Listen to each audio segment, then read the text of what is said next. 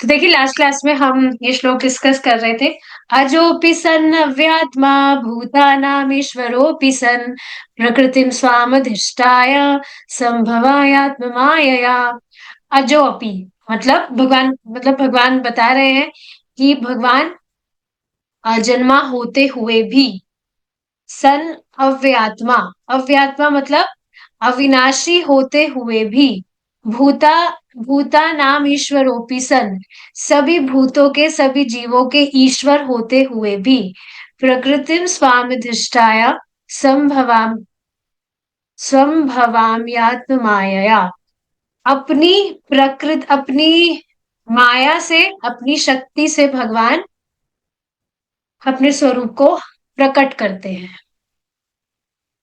तो इसमें हमने डिस्कस कर रहे थे, हम एक बार इसको पढ़ते हैं। यद्यपि मैं अजन्मा हूं और मेरा दिव्य शरीर कभी नष्ट नहीं होता, और यद्यपि मैं सभी चेतन जीवों का स्वामी हूं, फिर भी मैं प्रत्येक युग में अपने आद्य दिव्य रूप में प्रकट होता हूं। तो इसमें हमने समझा था कि भगवान की जो जन्म है वो एक सामान्य जीव की तरह नहीं होते हैं। सामान्य जीव जन्म लेता है उसके पूर्व कर्मों के अनुसार, पर भगवान अजन्मा होते हुए भी इस तरह से जन्म लेते हैं। जन्म तो देखिए बात चल रही थी कि भगवान की बुद्धि परिवर्तित नहीं होती है, भगवान की बुद्धि में कोई परिवर्तन नहीं आता है। जिस तरह से हमारी बुद्धि गुणों से प्रभावित हो जाती है, गुणों के साथ साथ काल से भी प्रभावित होती है और संग के साथ भी प्रभावित होती है। इसी से रिलेटेड आज प्रभु जी एक बात बता रहे थे कि कभी भी हमें ये नहीं सोचना चाहिए कि संग का कुछ भी प्रभाव नहीं पड़ता है। बेसिकली श्लोक ही अभी ये चल रहा है गीता की क्लास में कि हम जैसे भी गुणों का संग करते हैं, लोगों का संग करते हैं, तो वह संस्कार बनता है। और वह जो संस्कार है वो हमारे स्वभाव से उत्पन्न होता है, शास्त्र से उत्पन्न नहीं होती है वो चीजें। जैसे भी लोगों का, गुणों का हम संग करते हैं, उस तरह से हमारा स्वभाव बनता है, और फिर उस तरह से ही कार्यों में हमारी रुचि होती है। तभी आप देखिए ना, हर कोई इस जगत में, हर कोई ही व्यक्ति अलग अलग प्रवृत्ति का है। किसी की कुछ और रुचि है, किसी की कुछ और रुचि है। किसी को बहुत खराब काम करने में बहुत रुचि होती है, किसी को बहुत अच्छा शांति में जीवन जीने में रुचि होती है। तो ये सभी कुछ हम जिन गुणों का संग करते हैं, जिन लोगों का हम संग करते हैं, उन सभी के प्रभाव के कारण होता है। तो एक बहुत ही सुंदर बात प्रभु जी ने क्या बताई थी कि हमारी प्लानिंग क्या होनी चाहिए, कि हम प्लान बना बनाकर हमें सतोगुण का संग करना चाहिए। क्योंकि सतोगुण के संग के द्वारा हमारी जो शास्त्रीय श्रद्धा है वो और पुष्ट होती है। और जब सतोगुण की बात आ रही है तो शुद्ध सत्व की बात आ रही है। जब भी हम भगवान का नाम जप करते हैं, भगवान के विषय में श्रवण करते हैं, प्रसाद पाते हैं, और जो भी सारी चीजें हम करें, हमें ट्राई करना चाहिए कि वो हम भगवान के संबंध में करें। और इसके अलावा सतोगुण भी है तो अच्छा ही, क्योंकि वो भक्ति में कुछ बाधा नहीं डालता है। जैसे सुबह जल्दी उठना, ये सतोगुण ही तो है। सुबह जल्दी उठकर स्नान करना और सिंपल भोजन पाना भगवान को अर्पित करके, मतलब भगवान का जो प्रसाद है वो सतोगुण नहीं है, वो तो निर्गुण हो गया। पर सिंपल, मतलब भोजन में भी तो कितनी सारी कैटेगरी होती है। खूब सारा मिर्च मसाला झोंक कर हम खाना पका रहे हैं, तो कितना वो उत्तेजित कर देता है, एजिटेट कर देता है हमें। तो इन सारी चीजों का बहुत प्रभाव पड़ता है। संघ की बात बताई गई थी कि हम सोचते जरूर है, हमें लगता है कि हम जिन भी लोगों के साथ में है कुछ फर्क नहीं पड़ता है, पर बहुत ज्यादा फर्क पड़ता है। जैसे एग्जाम्पल के लिए प्रभु जी के पास में क्रिस्टल था, मेरे पास तो नहीं है। क्रिस्टल समझ रहे हैं आप, कुछ एक ट्रांसपेरेंट मोती टाइप समझ लीजिए, ट्रांसपेरेंट जो पारदर्शित होता है। तो उसमें आप जो लाइट, जिस लाइट का फोकस आप उस पर डालेंगे, जैसे नीली लाइट का फोकस डाला, तो वही नीली लाइट उससे पार होकर नीली लाइट ही वो प्रकाशित करेगी, कलर चेंज नहीं होगा। मतलब जो कलर आप उसमें डालेंगे वही कलर उसमें दिखेगा। ये एग्जाम्पल समझ नहीं आ रहा तो एक स्पॉन्ज जानते हैं आप? स्पॉन्ज होता है पीले रंग का, सोफे की जो गद्दी होती है उसमें भी डाला जाता है वो। उसको अगर आप, या कपड़ा ले लीजिए, स्पॉन्ज छोड़िए, कपड़ा ले लीजिए, व्हाइट कलर का कपड़ा है, उसको आपने किसी रंगीन पानी में डाला, तो अब आप जब उसको बाहर निकालेंगे तो जिस रंग के पानी में आपने उसे डाला वह कपड़ा भी उस रंग का ही हो जाएगा। तो इससे, इस एग्जाम्पल से क्या समझ आता है कि जिन भी लोगों का संग हम करते हैं, उनकी श्रद्धा, उनकी बातें, जिस भी तरह का उनका चित्त है, वो हमारे पर भी प्रभाव डालता है। इसका बहुत सुंदर एग्जाम्पल प्रभु जी ने क्या दिया था। कोई भी व्यक्ति जैसे भक्तों के संग में आया, उसने किसी भी भक्त से फ्रेंडशिप कर ली, तो अब भक्त क्या करेगा? उसको भगवान की तरफ ठेलेगा। वो बेचारा वो सोच रहा है कि ये तो बहुत अच्छे व्यक्ति है, कितने ज्यादा कंपैशनेट है, स्वीट है, बहुत अच्छा व्यवहार है इनका। और फिर संग करते करते वो कब भक्त हो जाता है उसको खुद को ही पता नहीं लगता है। और इसी का ऑपोजिट देख लीजिए, किसी अभक्त का संग किया, तो अब उस अभक्त की संगति करते करते कब वो अभक्त हो जाएगा, कब उसकी रुचि उन सारे सब्जेक्ट्स में होने लगेगी, उसको खुद को भी पता नहीं लगेगा। इस वजह से हमें बहुत ज्यादा सतर्क यहाँ होना चाहिए कि हम किन लोगों का संग कर रहे हैं। जिन भी लोगों के साथ में हम बैठते हैं, तो ये बिल्कुल स्पष्ट है ये चीज, वैसा ही चित हमारा भी होने लगता है। आप देखिए ना, हम डेली भक्तों का संग लेते हैं, उनके साथ में बैठ के श्रवण करते हैं, जप करते हैं, तो भगवान की जो भी बातें हैं वो ही हमारे चित्त में रहती है। पर किसी अभक्त का संग लेंगे तो वही चेतना दूषित हो जाती है। तो इस तरह से हमारी जो चेतना है वो इस तरह से प्रभावित होती है, पर भगवान की बुद्धि या चेतना प्रभावित नहीं होती है इस तरह से। या कार्य की बात करिए, जो भी कार्य हम करते हैं, जैसे एग्जाम्पल के लिए सोचिए ना, एक ही कार्य है, फॉर एग्जाम्पल जॉब की बात कर लीजिए, कोई व्यक्ति जॉब कर रहा है। अब किसी व्यक्ति का सतोगुण बढ़ा हुआ होगा, भक्त की बात ले लेते हैं, या भक्त की नहीं, किसी नॉर्मल इंसान की बात ले लेते हैं, किसी व्यक्ति का सतोगुण ज्यादा बढ़ा होगा, तो वो सोचेगा अरे क्या ज्यादा काम करना है, जरूरत नहीं है ज्यादा काम करने की, बढ़िया आराम से सिंपल लिविंग, अपना बढ़िया दो टाइम की खाना मिल रहा है, रोटी मिल रही है, और भजन भजन वजन हो रहा है थोड़ा, वो काफी है, ज्यादा काम करने की जरूरत नहीं है। तो ये हुआ सतोगुण। रजोगुण से कोई व्यक्ति प्रभावित होगा तो वो सोचेगा बहुत काम करना है, मुझे बहुत काम करना है, पैसा कमाना है, ये करना है, वो करना है। और कोई तमोगुण से प्रभावित होगा तो सोचेगा अरे अब मैं तो सो ही जाता हूँ, क्या काम करना है, वो बेचारा सोता ही रहेगा। तो इस तरह से अलग अलग गुणों से व्यक्ति प्रभावित होता है, लेकिन भगवान की बुद्धि में इस तरह से परिवर्तन नहीं आता है, प्रभावित नहीं होते।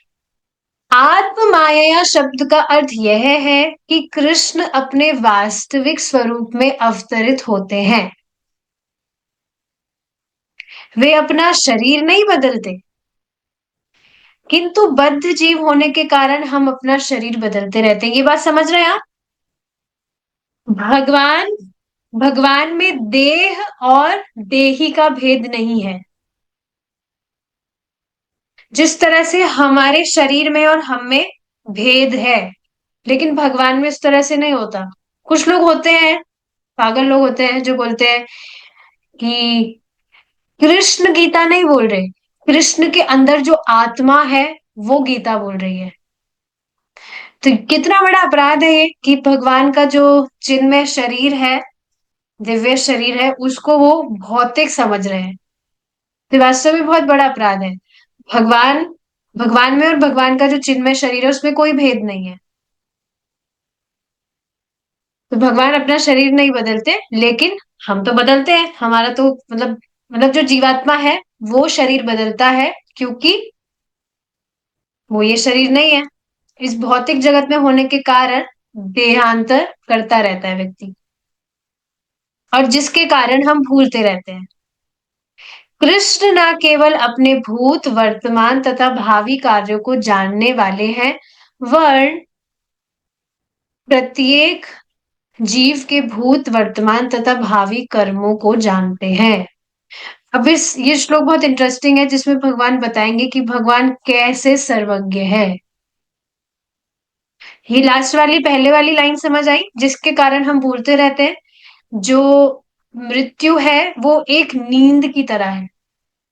व्यक्ति कुछ महीने के लिए माँ के गर्भ में सो जाता है, जैसे यहाँ जीवन में सोता है, कुछ समय के लिए रेस्ट लेता है, फिर जैसे ही वो जागृत होता है, उठता है, तो उसे अपने सारे कर्तव्य याद आने लगते हैं। तो उसी तरह से जब जीवात्मा देह परिवर्तित करता है, अपना पुराना देह छोड़ के नए देह में देहांतर करता है, तो कुछ समय के लिए वह सो जाता है, और बाद में रेस्ट लेने के बाद में उसका जो नया शरीर उसे प्राप्त हुआ है, उसके अनुसार वह काम करता है। और वह नया शरीर हमेशा मनुष्य शरीर नहीं होता है।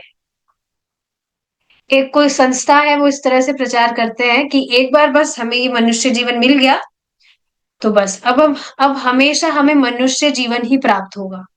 कैसे कर्म व्यक्ति करे, पर देह छोड़ने के बाद में उसे मनुष्य जीवन ही प्राप्त होगा, लेकिन ऐसा नहीं है। कर्म अनुसार जो व्यक्ति है वो निम्न योनियों में भी गिरता है,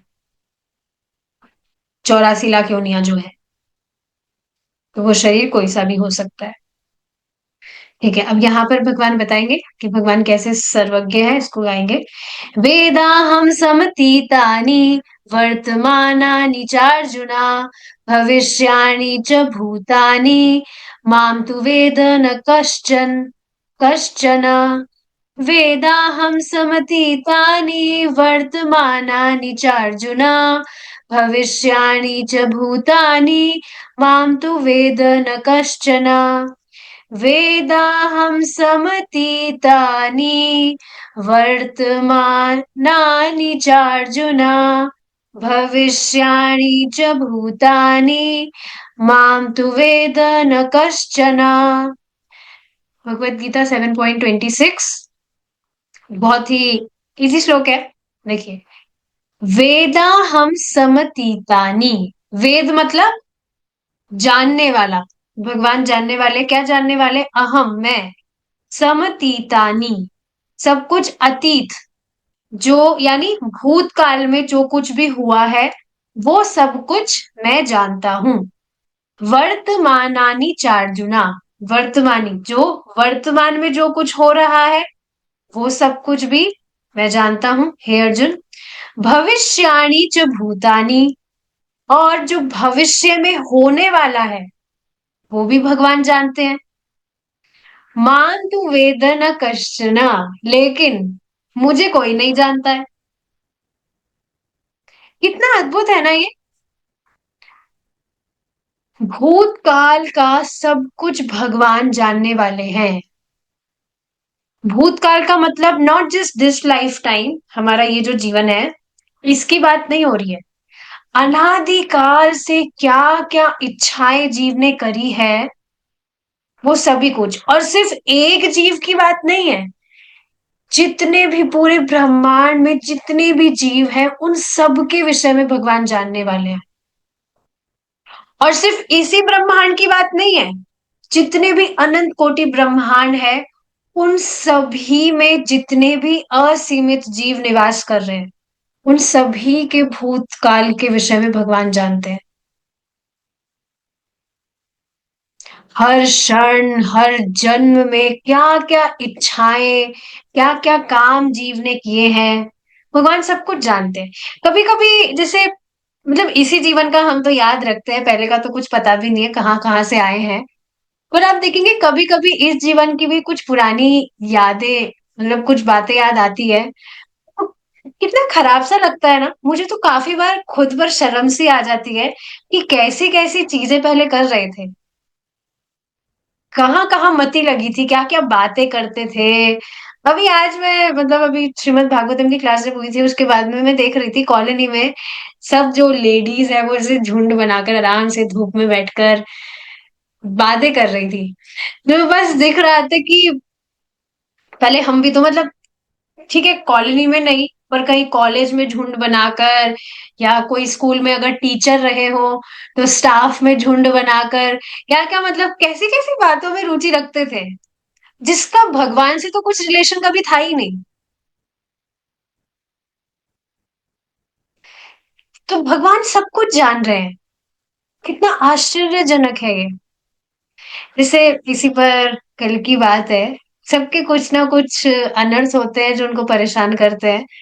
तो कल मुझे भी एक चीज परेशान कर रही थी।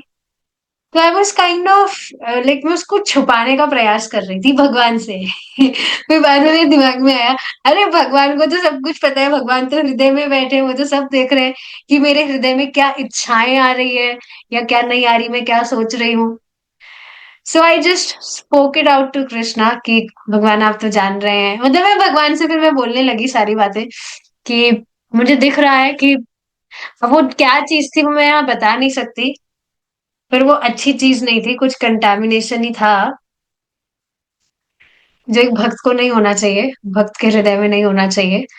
पर हाँ ये चीज मैं रिफ्लेक्ट कर रही थी कि भगवान से कुछ भी छुपा हुआ नहीं है और इस श्लोक में भगवान स्वयं ये बात भी बता रहे हैं। और अभी वर्तमान में कौन क्या सोच रहा है क्लास में आया तो है पर कितना ध्यान से सुन रहा है या क्या इच्छा कर रहा है उसके हिसाब भगवान सब कुछ जान रहे हैं और उसके हिसाब से क्या फल उसे देना है सब कुछ भगवान जान रहे हैं। और आगे भविष्य में क्या होगा वो सब भी जानते हैं। ये कुछ अजीब सा नहीं लगता आपको सुमन माता जी? भविष्य में क्या होना है भगवान वो सब जान रहे हैं। इसका अर्थ समझ रहे हैं आप? मतलब वो सब कुछ ऑलरेडी फिक्स है भगवान के द्वारा। किसी चीज को हम तभी तो जानेंगे ना जब वो चीज फिक्स है।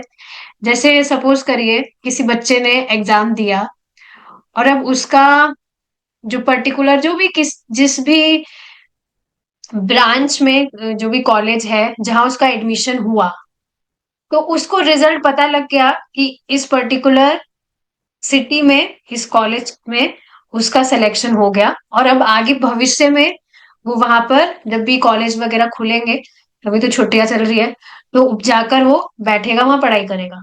तो पहले से वो फिक्स है तभी तो वो जान रहा है होगा वो भविष्य में।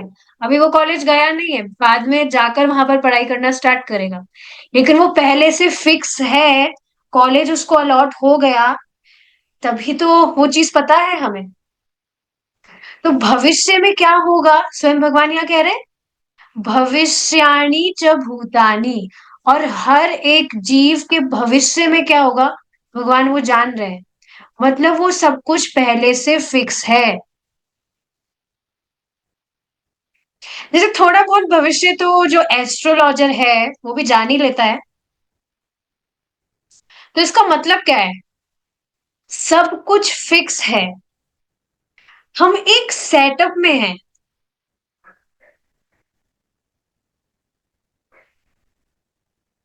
व्यक्ति हर एक व्यक्ति की ऑलरेडी ही व्यवस्था की जा चुकी है कि भविष्य में उसका ऐसे चलेगा भविष्य में उसके साथ में ऐसा होगा।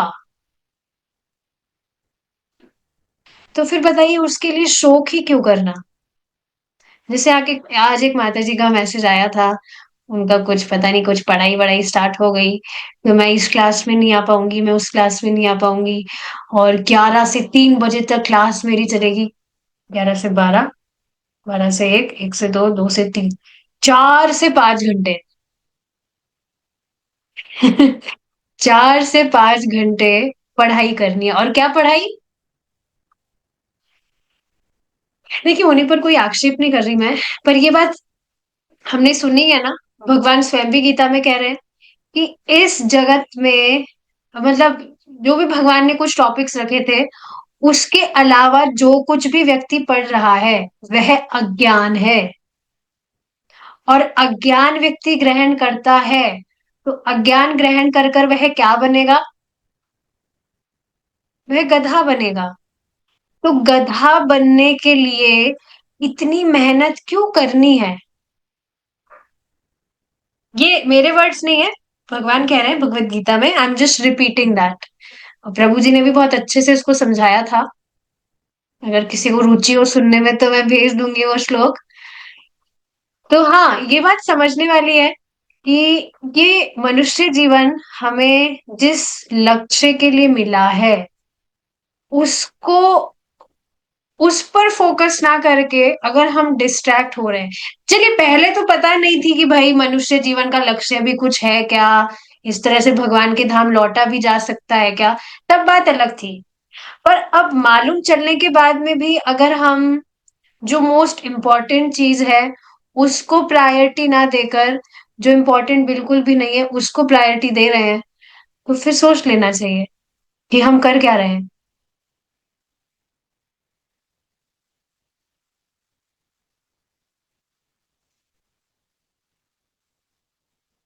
भगवान तो यहाँ कह रहे हैं ना, भविष्य में क्या होगा सब कुछ भगवान जान रहे हैं। तो व्यक्ति इस तरह से मतलब जो भी शोक करता है कि भाई हम कैसे आगे, हमारा कैसे चलेगा, हम ऐसे तो नहीं जी जाएंगे, हम ऐसे तो नहीं मर जाएंगे, ये खाने को मिलेगा कि नहीं, वो खाने को मिलेगा कि नहीं। भगवान सब कुछ जान रहे हैं, मतलब ऑलरेडी आगे जो भी होगा वो फिक्स कर दिया गया है। और ये वास्तव में भगवान की अचिंत्य शक्ति है। अचिंत्य शक्ति मतलब जिसे हम हमारी भौतिक बुद्धि से नहीं समझ सकते। और एक और अद्भुत बात यहाँ पर क्या है कि जानने के बाद भगवान डिप्रेस्ड भी नहीं हो रहे हैं।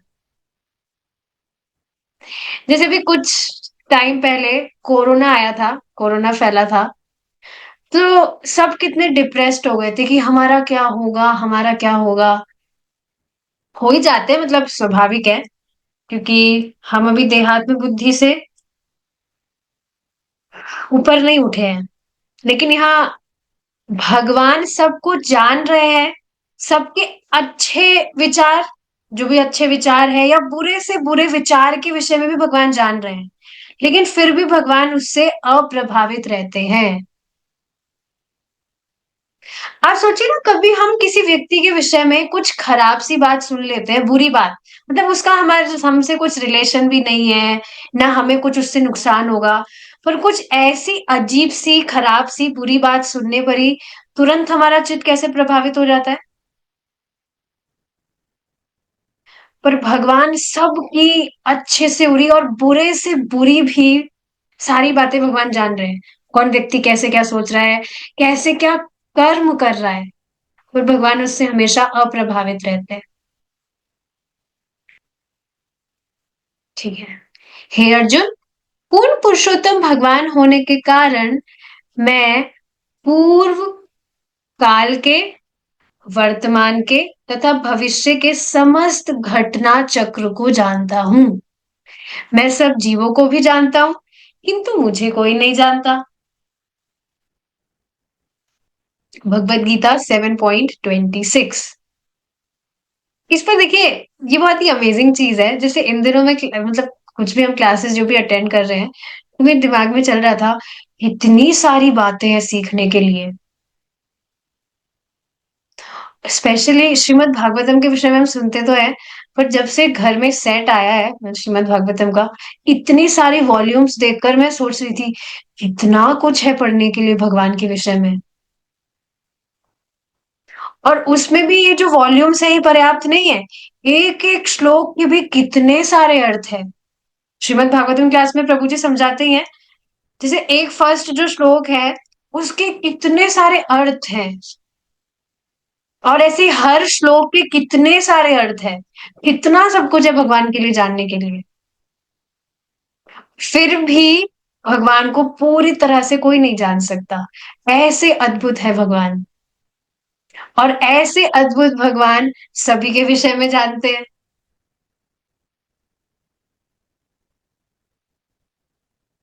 बार बार भी जब इस तरह से हम भगवान के गुणों को सुनते हैं, तो इससे समझ लेना चाहिए that we are not serving an ordinary person. किसी साधारण व्यक्ति की उपासना हम नहीं कर रहे हैं। इतना बड़ा भाग्य है। श्रीमद् भागवत में भी हम पाते हैं कि परमेश्वर को सर्वज्ञ के रूप में परिभाषित किया गया है। सर्वज्ञ मतलब जो सभी कुछ जानने वाले हैं। और एक और इंटरेस्टिंग चीज पता है क्या है? ऐसी अद्भुत शक्ति और किसी देवता में नहीं है।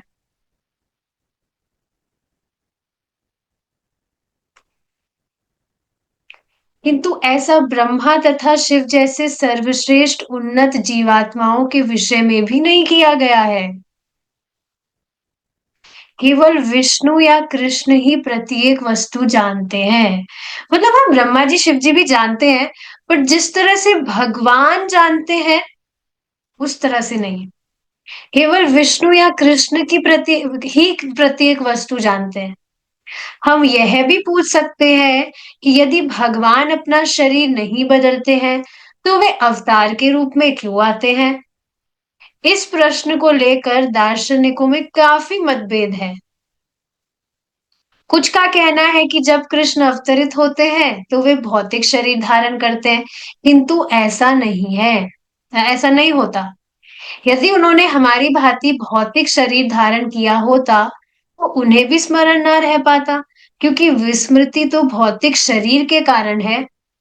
ये बात समझ रहे हैं आप? बहुत ही इंटरेस्टिंग चीज है ये। आज ही मैं परम पूज्य राधानाथ स्वामी महाराज का एक मैंने रील सुना था, अभी जस्ट क्लास स्टार्ट होने से पहले ही,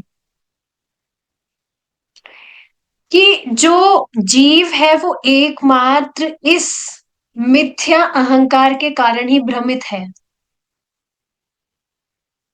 ये विचार कि मैं ये शरीर हूं और मैं इस शरीर का एक विशेष गुण हूं या एक विशेषता, जो भी क्वालिटी हम देखते हैं, क्या आप मतलब अब तो ठीक है, भक्ति कर रहे हैं तो थोड़ा इन सारी चीजों से थोड़ा मुक्त है। पर पहले सोचिए ना आप, जैसे अभी भी आप देख ही सकते हैं कुछ लोगों के जैसे बाल झड़ रहे हैं तो कितना वो डिप्रेस्ड हो जाते हैं, क्योंकि वो अपनी पहचान अपने बालों से कर रहे हैं। या कुछ भी मुंह पर कुछ पिंपल वगैरह हो जाएगा तो डिप्रेस्ड हो जाएंगे। जैसे मैंने जो सात्विक लाइफस्टाइल था उसको मेरा फॉलो करने का उद्देश्य ये था कि मेरी जो स्किन है वो बहुत ग्लोइंग हो जाए। ये सारी बातें मुझे बोलनी नहीं चाहिए, पर टॉपिक आ रहा है तो मैं बता रही हूँ।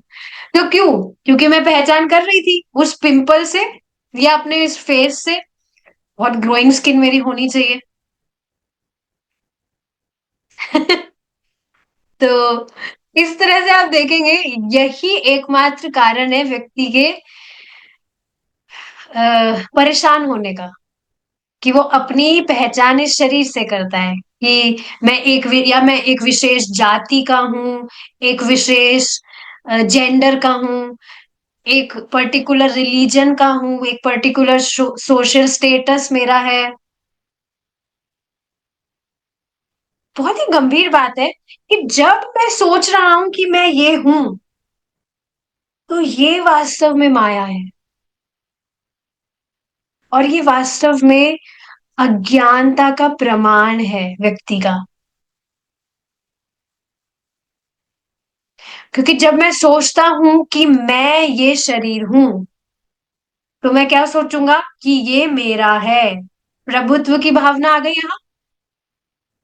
और इस संसार में, इस पूरे जगत में एकमात्र झगड़ों का कारण ही ये है कि व्यक्ति सोचता है मैं ये हूं और इस वजह से ये मेरा है। मैं सोच रहा हूं कि ये मेरा है, आप सोच रहे हैं कि वो आपका है, और इस वजह से सब लोग इस तरह से मतलब एक ईर्ष्या की भावना हो जाती है। श्रील प्रभुपाद जी स्वयं ये बात कहते हैं कि एकमात्र कारण इस भौतिक बंधन का होता है जब ये जो ईर्ष्या है, ये बहुत अधिक इसकी बहुत अधिक अभिव्यक्ति होती है, और ये इस मिथ्या अहंकार की वजह से होता है। तो यस, ये बात आप समझ रहे हैं कि क्योंकि विस्मृति तो भौतिक शरीर के कारण है। अभी जैसे किसी व्यक्ति को स्त्री का शरीर मिला है तो उसकी उसमें ममता होगी। बाद में किसी उसको छिपकली का शरीर मिल गया, तो उसकी उस छिपकली की शरीर में आसक्ति होगी। ऐसा ही तो हो रहा है, किसी भी जीव को आप देख लीजिए, जिस भी शरीर में वह है, वह अपने आप को भूला हुआ है और अपनी पहचान उस पर्टिकुलर कॉस्ट्यूम से कर रहा है। वास्तविक निष्कर्ष तो यह है कि वे अपना शरीर नहीं बदलते। ईश्वर सर्वशक्तिमान कहे जाते हैं और उपर्युक्त श्लोक में उनकी सर्वशक्तिमता मत्ता की व्याख्या की गई है। अभी हमने जो ऊपर देखा, भगवान सब कुछ जानने वाले हैं, पास्ट प्रेजेंट फ्यूचर, लेकिन उनको कोई नहीं जानता। कृष्ण जन्म नहीं लेते और वे शाश्वत है। इसी प्रकार जीवात्मा भी जन्म नहीं लेता और वह भी शाश्वत है। जन्म केवल शरीर ही लेता है, जिसके साथ जीवात्मा अपनी पहचान स्थापित कर लेता है। देखिए ये लाइन, इस पर थोड़ा और विचार करेंगे, बहुत ही सुंदर लाइन है ये। विस्मृति तो भौतिक शरीर के कारण है। आप सोचिए ना, हम आत्मा है and we are fragmental part of supreme personality.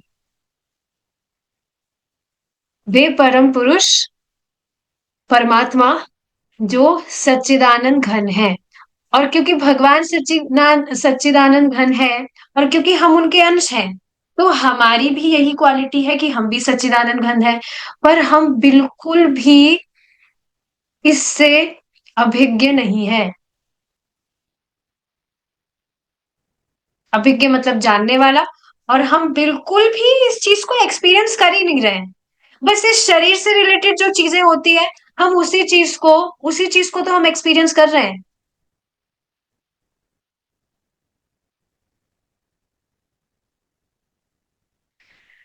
तो बहुत ही ब्रिलियंट पॉइंट है ये। भौतिक शरीर के कारण ही विस्मृति है। और ये बात आप समझ रहे हैं, क्योंकि हम भी शाश्वत है भगवान की तरह, हमारा भी जन्म नहीं होता है, जन्म इस शरीर का होता है। लेकिन भौतिक आवरण के कारण, विस्मृति के कारण, हम ये समझ ही नहीं रहे कि हमारा कभी जन्म नहीं होता है, हम शाश्वत है, हम सच्चिदानंद है। और इस वजह से इस शरीर में जो पीड़ा होती है, जो भी मतलब भूख लगती है, प्यास सताती है, वो सब कुछ इल्यूजन है। क्योंकि आत्मा को ना तो भूख सताती है, ना प्यास सताती है, ना नींद आती है। मैं ऐसा नहीं कह रही कि आप खाना पीना सब कुछ छोड़ दीजिए, हमें जो अभी हमारी स्थिति है उस तरह से हमें व्यवहार करना होगा। पर ये कितना ब्रिलियंट पॉइंट है ना, जो चीज हम बिल्कुल भी नहीं है, बस हम उसी से अपनी पहचान करते रहते हैं। जन्म केवल शरीर ही लेता है, जिसके साथ जीवात्मा अपनी पहचान स्थापित कर लेता है। और ये जो पहचान है, इससे कैसे व्यक्ति मुक्त होता है? भगवान के भजन के द्वारा। देखिए एक बात आप नोट कर लीजिए, आपके जीवन में कोई भी परेशानी क्यों ना हो, उसका एकमात्र सल्यूशन है भगवान की भक्ति। ओनली कृष्णा कैन हील अस। तो किसी को चिंता हो रही है कि भाई आगे हमारा कैसे चलेगा, अभी हम पढ़ाई नहीं करेंगे, हम जॉब नहीं करेंगे, तो कैसे आगे चलेगा? यू आस्क कृष्णा, यू से टू कृष्णा। श्रील प्रभुपाद जी स्वयं ये बात बताते हैं कि कुछ भी आपको भौतिक परेशानी भी है, तो आप भगवान से कहिए। कल ही तो ये पॉइंट प्रभु जी ने रखा था, प्रभु जी को कुछ हेल्थ प्रॉब्लम कुछ थी, प्रभु जी ने कहा था कि श्रील प्रभुपाद जी स्वयं बताते हैं that Krishna Balram is the manager, he will manage you. तो उनसे कहिए and he will manage you. और ये चीज आपको वास्तव में आगे जाकर पता लगेगी। अभी तो आपको ठीक है, जो आपके साथ में हो रहा है चल रहा है वो ही आपको दिख रहा है, but when you will ask him, तब आपको आगे जाके पता लगेगा, आगे जाके दिखेगा। देखिए ये बात समझना चाहिए कि जो भी हम भगवान की सेवा कर रहे हैं, भगवान उन सभी सेवाओं का प्रतिदान करते हैं। Krishna never takes any service for free. भगवान मुफ्त में कभी भी कुछ सेवा लेते ही नहीं है, करवाते ही नहीं है। जो भी सेवा भक्त कर रहा है, भगवान उसका प्रतिदान जरूर करते हैं। एक मिनट। मुझे बहुत ही सुंदर बात लगती है परम पूज्य सच्चिदानंद स्वामी महाराज की। He hears you. वे सुनते हैं आपको। He is a personal God.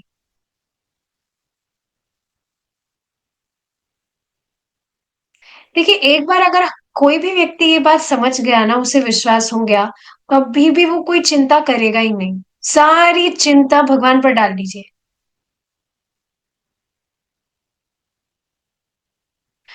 इस पर देखिए, बार बार मैं विचार करती हूँ। और देखिए, आप सब भी विचार करिए। वास्तव में हमेशा से ही हम कृष्ण की ही खोज में थे। हमें हमेशा से ही किसी ऐसे व्यक्ति का शेल्टर चाहिए था, जो हमें कभी भी धोखा ना दे, और जो मतलब बहुत पोटेंट हो, सर्वशक्तिमान हो। ऐसे ही किसी की तो अ, ऐसे ही किसी के आश्रय की तो खोज करता है व्यक्ति। पर बेचारा अज्ञान के कारण पता नहीं किस किस की शरण वो ले लेता है। पर आप सोचिए, भगवान हमें यहाँ पर भक्तों का संग दिए हैं। इस पथ के विषय में हमें मालूम चला है, तो कितना बड़ा भाग्य है हमारा। And Krishna is that person जिन पर आप पूरी तरह से आश्रित हो सकते हैं। और भगवान कभी धोखा नहीं देते हैं। ये बात बहुत इंपॉर्टेंट है समझने वाली। यहाँ इस भौतिक जगत में तो कोई भी धोखा दे देता है। अरे, अपना बच्चा तक धोखा दे देता है, औरों का तो कहना ही क्या। But Krishna never deceives you. कभी धोखा नहीं देते भगवान।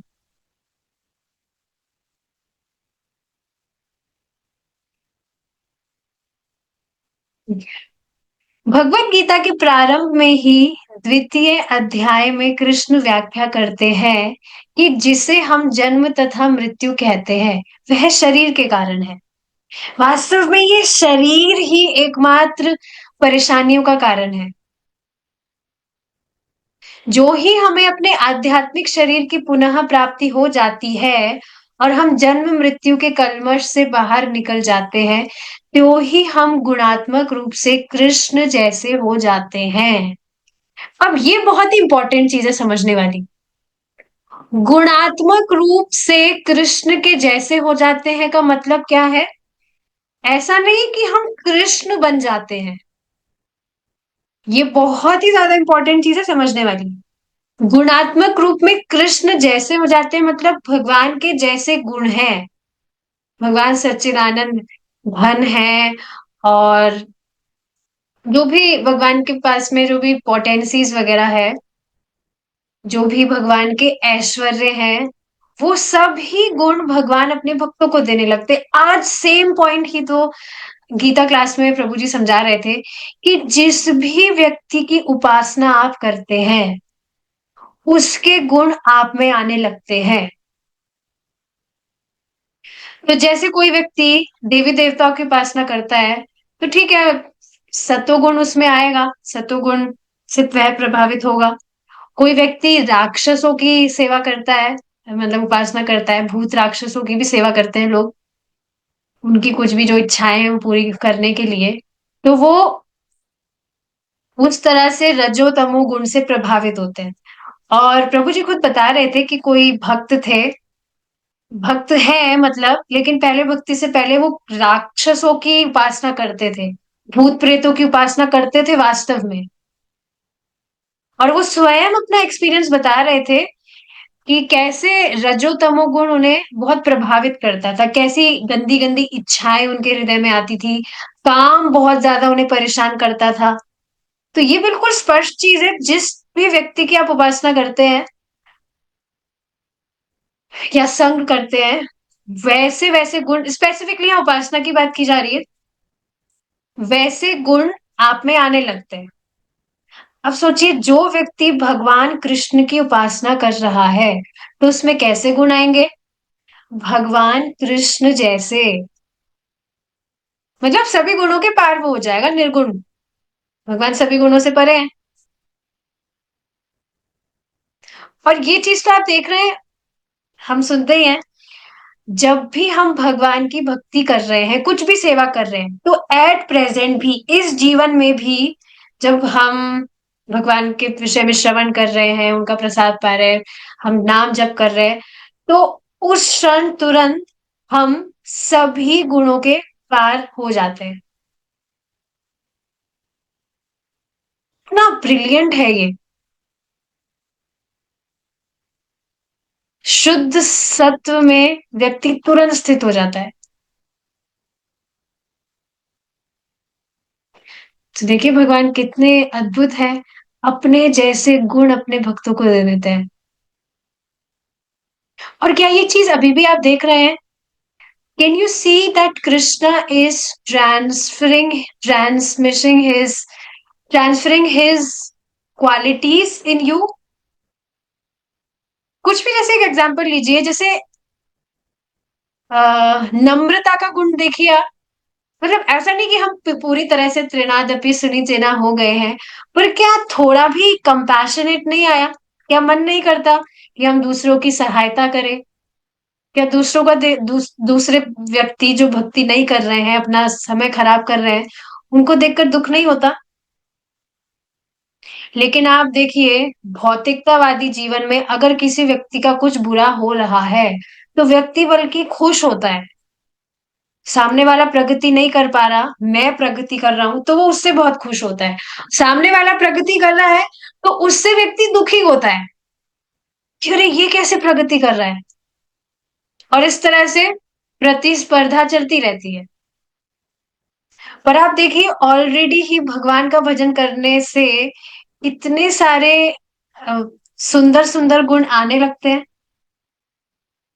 खुद आप इसके लिए ऑब्जर्व हुई, किसी को आपको बताने की जरूरत नहीं है, आप खुद सोचिए इस विषय में। जैसे मैं माता जी को बता रही थी कि, मतलब ऐसा नहीं मैं खुद की कुछ बड़ाई बड़ाई कर रही थी, मैं उनको बता रही थी कि मेरी पहले इच्छा तो होती थी कि मैं एक अच्छी बच्ची बनूं, मतलब अच्छे गुण मुझ में आए। इस तरह से मेरी इच्छा तो होती थी कि मैं दूसरों की सहायता करूं, और किसी से कुछ जेलिसी मेरे हृदय में ना हो। इस तरह के थॉट्स तो दिमाग में आते थे। लेकिन एक तो आसपास कभी ऐसे लोगों को देखा ही नहीं था जो इस तरह की क्वालिटीज उनमें हो।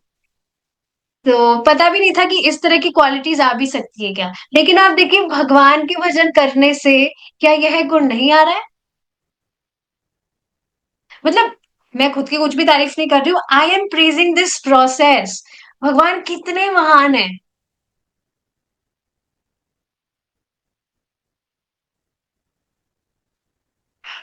तो ये चीज है, कृष्ण भावनामृत की सारी प्रक्रिया यही है, अपने आदि सच्चिदानंद आध्यात्मिक शरीर की पुनः प्राप्ति। तो देखिए, जो ये कृष्णा कॉन्शियसनेस है, ये कोई इम्पोजिशन नहीं है। ऐसा नहीं है कि किसी जीवात्मा पर, किसी भी व्यक्ति पर ये एक कोई उपाधि जो है वो उस पर थोपी जा रही है। नहीं, ये हम सभी की स्वरूपगत स्थिति है कि हम सच्चिदानंद है, भगवान की तरह। तो उस कॉन्शियसनेस को बस वापस से जागृत करना है। देखिए, प्रभुपाद जी कह रहे हैं पुनः प्राप्ति। पुनः प्राप्ति का मतलब क्या है? जो चीज आपके पास में है उसको ही तो वापस से आप प्राप्त करेंगे। कोई चीज आपसे, आपके पास थी, वो खो गई, तभी तो उसको आप दोबारा प्राप्त करेंगे। तो ये हमारी स्वरूप स्थिति है। यस। अगर सिचुएशन ऐसा हो कि हम ऐसे लोगों के साथ रहना हो जिसका गुण अच्छा नहीं, ऐसा हॉस्टल में रहने से होता है, तब क्या करना चाहिए? देखिए, जब ऐसी सिचुएशन है, तो देखिए, प्रभु जी ने आज ये बात भी बताई थी, जैसे भक्त जो है वो अभक्तों को प्रचार करते हैं। तो जब अभक्तों को आप प्रचार कर रहे हैं, तो आप उनको अपना संग दे रहे हैं। आप उनसे अपना संग नहीं ले रहे, और संग लेने का मतलब क्या हुआ, और संग देने का मतलब क्या हुआ? जब आप उनको अपनी भक्ति से रिलेटेड कुछ उनको आप बता रहे हैं, उनको आप कृष्णा कॉन्शियसनेस में कल्टीवेट करने का ट्राई कर रहे हैं, तो उस समय आप अपना संग उन्हें दे रहे हैं। लेकिन अब इसके विपरीत आप उनकी ही बातें सुनने में लग गए, वो जो भी कार्य करते हैं आप उसमें रुचि दे रहे हैं, तो उस समय क्या किया आपने? आप उनका संग लेने लग गए। तो इसी तरह से आप हॉस्टल वगैरह में रह रहे हैं, तो बस अपने काम से काम रखिए। ऐसे लोगों के साथ में मत बैठिए जो बिना मतलब की फालतू की बात करते हैं कि आज यहाँ पार्टी में जाना है, आज ये करना है, आज वो करना है, आज उसकी चुगली करनी है। उनकी बातों में मतलब उनसे बात मत करिए आप। जैसे मुझे ये बात याद है, जब मैं मेरे स्कूल टाइम में भी थी, so I was kind of introvert. मैं ज्यादा किसी से बात नहीं करती थी, और उसका कारण था हेजिटेशन। मुझे पता नहीं, मुझे बहुत डर सा लगता था किसी से भी बात करना। डर सा मतलब ऐसा कुछ डर नहीं, पर एक हेजिटेशन होता था। तो मैं ज्यादा कभी किसी से बात करती नहीं थी, मेरे ज्यादा कोई फ्रेंड्स थे भी नहीं कभी। बस मेरे साथ में जो कोई बैठता था, उससे थोड़ी बहुत कुछ बात हो गई, बाकी किसी से मैं कुछ ज्यादा बात करती नहीं थी। और अभी भी ऐसा है। आप कहेंगे अरे माता जी इतना तो बोलते हैं आप, पर हाँ मतलब भक्तों के अलावा ऐसा किसी से कुछ बात होती नहीं है। तो ये बात आप समझ रहे, हॉस्टल में आपको रहना पड़ भी रहा है, तो आप बस अपने काम से मतलब रखिए।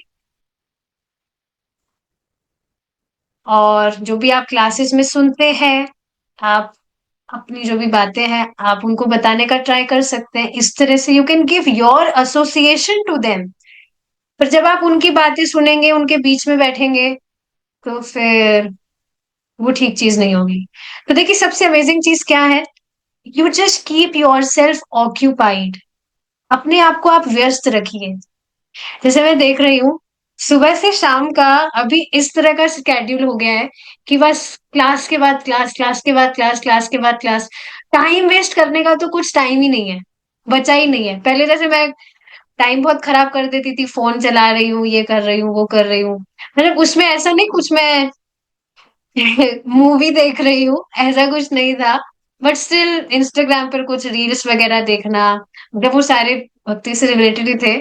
बट स्टिल अब आप देख रहे हैं इस तरह से क्लासेस का फिक्स हो गया। सुबह 8 बजे क्लास, फिर थोड़ी देर बाद में प्रभु जी की क्लास, फिर श्रीमद् भागवतम की क्लास, फिर अब ये क्लास, फिर अब शाम को थोड़ी देर बाद लीलामृत की क्लास, फिर प्रभु जी की क्लास। तो इस तरह से बिल्कुल अपने आप को टाइट कर लीजिए आप, कि मौका ही ना मिले कुछ आप इस तरह की अ, भौतिकतावादी वार्ता में संलग्न हो। ठीक है।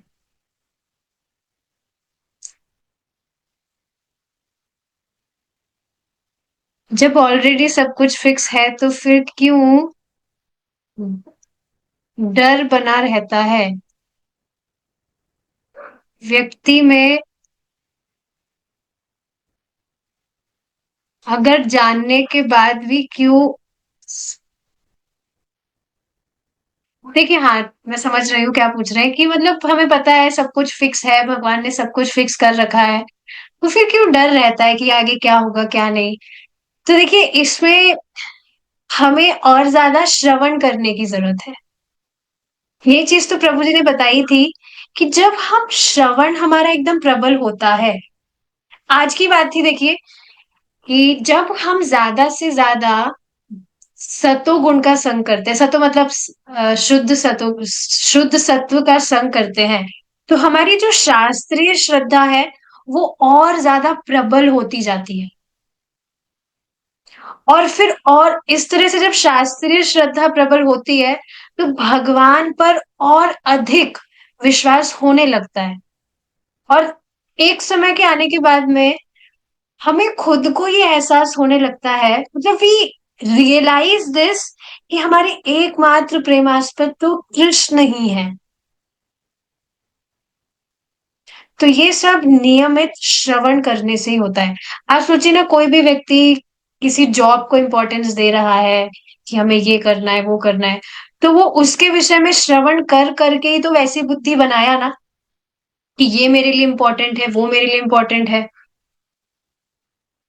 तो इसी तरह से जब हम अधिक से अधिक हमारा श्रवण बढ़ाते हैं, भगवान के विषय में सुनते हैं, तो ये जो श्रद्धा है भगवान के ऊपर, दैट कृष्णा विल, सिर्फ कृष्ण ही है हु कैन मेंटेन मी, ये और ज्यादा प्रबल होती जाती है. So I hope I was able to answer your question. We will stop here now. Thank you so much for joining. Hare Krishna. Jai Srila Prabhupada.